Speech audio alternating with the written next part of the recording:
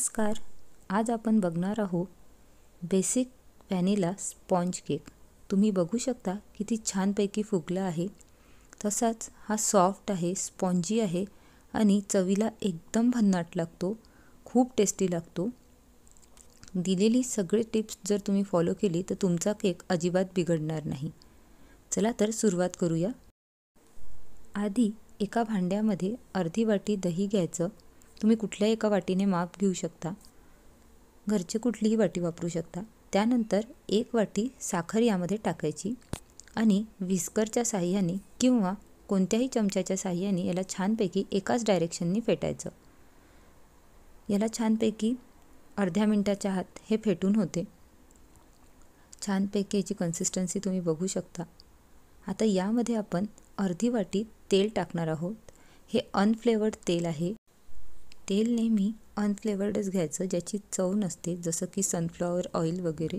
केकचा असा वेगळा असा सुगंध सुटत नाही.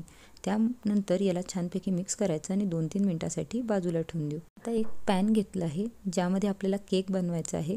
इथे एक कुकरचं भांडं घेतलेलं आहे मोठंवालं आणि त्याला थोडंसं तेल टाकून ब्रशच्या साहाय्याने किंवा हाताच्या साहाय्याने तुम्ही छान त्याला लावून घ्या आणि नंतर त्यामध्ये तुम्ही मैदा टाकून त्याला सगळ्या बाजूंनी असं ग्रीस करून घ्या. जर तुमच्याकडे बटर पेपर असेल तर तुम्ही ते सुद्धा वापरू शकता. त्याला थोडंसं ऑइल टाकून ग्रीस करून घ्या. एका बाजूला गॅसवरती आपण एक मोठं भांडं ठेवलं आहे आणि त्यामध्ये स्टँड ठेवून त्याला लो टू मीडियम फ्लेमवरती ठेवून दिलेलं आहे प्रीहीट व्हायला. आता मगाशी केलेल्या मिश्रणावरती एक गाळणी ठेवायची. त्यामध्ये 1.5 वाटी मैदा, त्याच वाटीने पहिलेपासून शेवटपर्यंत तीच वाटी वापरायची.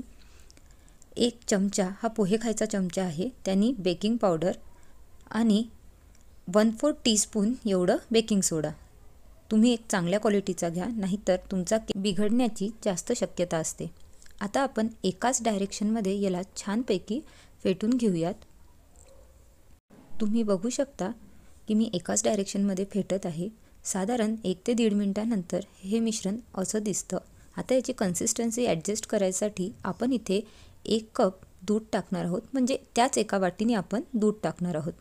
आधी आपण अर्धं दूध टाकून याला छानपैकी फेटून घेऊयात आणि गरजेप्रमाणे उर्वरित दूधसुद्धा आपण यामध्ये टाकूयात. दूध हे थंड आहे, उकळून थंड केलेलं रूम टेम्परेचरवरचं आहे आणि दहीसुद्धा रूम टेम्परेचरवरचंच आहे. तुम्हाला जर दही फ्रीजमध्ये ठेवलं असेल तर आधीच ते तुम्ही बाहेर काढून ठेवा आणि त्याला रूम टेम्परेचरवर येऊ द्या. आता थोडं फास्टली आपण याला छानपैकी मिक्स करणार आहोत आणि यामध्ये 1 टीस्पून एवढं व्हॅनिला इसेन्स टाकायचं. व्हॅनिला इसेन्स नसेल तर तुम्ही यामध्ये विलायची पावडर पण टाकू शकता किंवा कुठलंही तुम्हाला आवडीचं इसेन्स तुम्ही यामध्ये टाका. त्यानंतर याला छानपैकी अर्धा मिनिट फेटून घेऊया आणि मगाशी तयार केलेल्या पॅनमध्ये आपण याला टाकून घेऊयात. यामध्ये बबल राहू नये म्हणून याला थोडंसं टॅप करून घ्यायचं आणि मगाशी प्रीहीट केलेल्या भांड्यामध्ये आपण याला ठेवून देऊयात.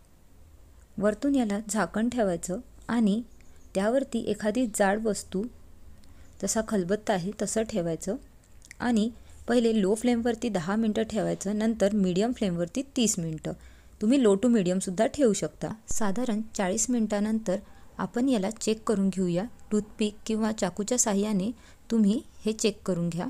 जर ते क्लिअर आलं आहे तर तुमचा केक हा झालेला आहे. पण इथे ते अजून क्लिअर नाही, त्यामुळे आता आणखीन 10 ते 15 मिनटं याला लो फ्लेमवरती होऊ देऊयात. साधारण 50 ते 55 मिनटानंतर त्याला परत चेक केलं तर आपलं टूथपिक हे क्लिअर आलेलं आहे. त्यामुळे हा केक तयार आहे.